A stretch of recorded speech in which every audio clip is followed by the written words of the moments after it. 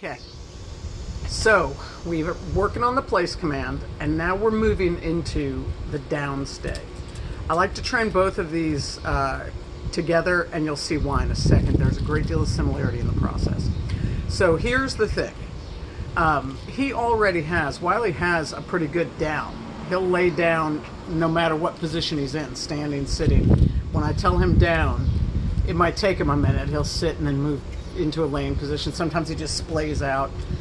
All fantastic. So that tells me that you guys already built the down with him. Wonderful. So now what I want to do is I want to add the stay component. What that means is that I'm not only telling him to lay down, I'm telling him to stay put until I release him. And again, just like the place command, I'm going to use the word break. So what you're going to see is that while this time the first command is down, the rest of the process is the same sequence as the place command. I tell him down and he stays down until I say break.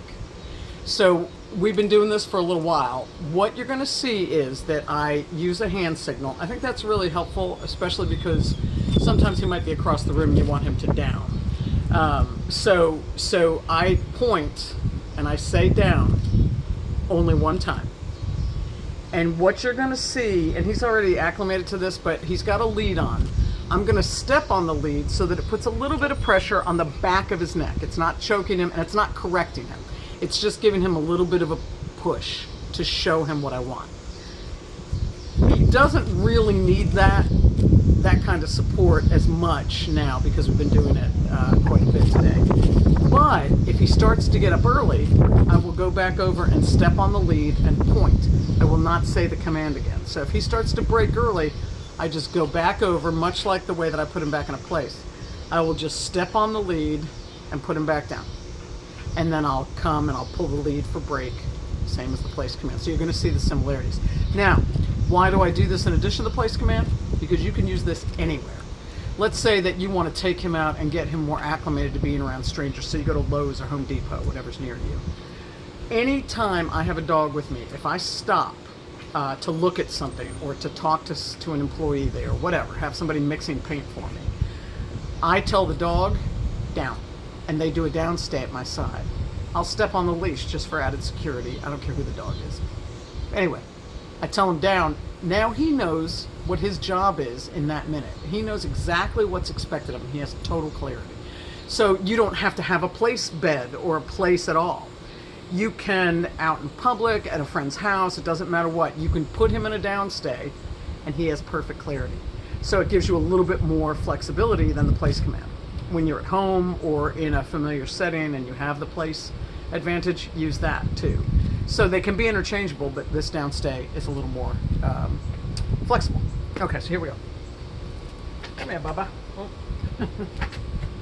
Now, when he lays down, I am not going to give him a treat because I know that he knows the word. When I do break, I am going to give him a treat. Just like with the place. That's what we're doing with the place now. So come here, Bubba. Oh, the other thing is, when I am teaching the downstay, when I teach a dog down, I never use sit as a prerequisite. If he sits on his own, that's fine, but I never tell him to sit first. Because dogs who learn sit and the down, sit and the down, those are the dogs who will do push-ups. You'll tell them down, they'll go down for a minute, and then they'll sit. They think they're being compliant because they've been taught sit down, sit down. So I do it from a standing position. If he sits of his own volition, that's fine, I don't care. All right, here we go. Come here, buddy. Good boy. So I drop the lead a little bit. Let's get closer. I drop the lead a little bit, put my foot on it, just in case I need it, and I say, Wiley, down. Yes. He's a little slow moving, so I like to take some time. You always want to pause, give a dog time. So just like with the place command, I start walking around. He starts to get up. See how he's going into the sit? He thinks he's being compliant. So I just step on the lead, which tells him to get back to where he is. Let me adjust the camera here. That's our boy. So now I'm going to grab this turkey and I'm starting to proof him. He gets up, I point, and I step on the lead just a little bit, just enough to put some pressure on the back of his neck. The more times he pops up, the more teachable moments we have. So that does not bother me one bit. Yeah. Now, when we're proofing, walking behind a dog is a great way to proof them when they're laying down, because that is a vulnerable position. Stepping over him, yeah. Stepping over a dog really challenges their confidence, which we know he has some issues with. So notice, I don't correct him. I don't scold him. I just step on the lead, give him a little point. So see how he's getting a little squirrely? He doesn't follow the point, so I pull on the lead. Just enough. There you go. So what he's learning with me, he already had the down part. What he's learning with me is the stay and break part.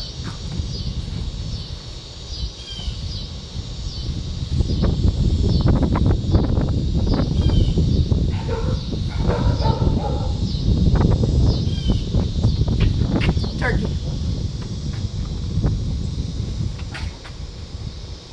I'm interrupting his.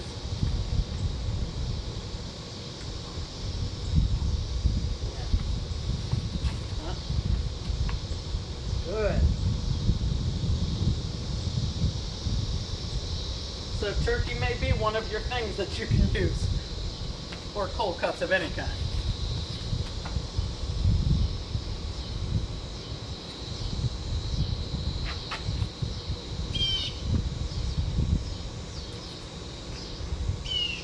Okay.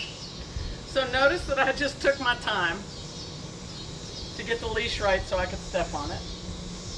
And now here he is, turkey.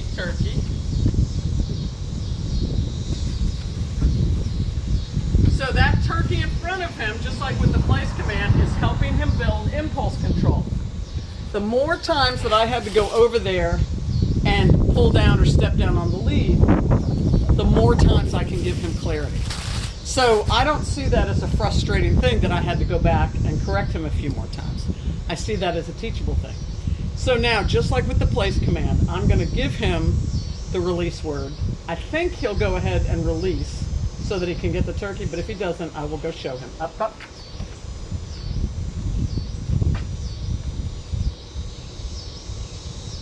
And this is a lot, because this turkey's really close to him. A little bit of pressure on the lead, and point. Notice I have not said the initial command again since the first time. So I'll proof him just a little bit. Doing great. So I wanted you to see him in these early training stages so you could see that he jumps up, he breaks early with me a lot while he's learning. No big deal. The more early breaks, the more teaching. Break. So he still doesn't get it? Break. Good boy. So I go over and I show him. So tomorrow we'll be spending a lot of time working on break. All right? So great. More later. He's such a good boy.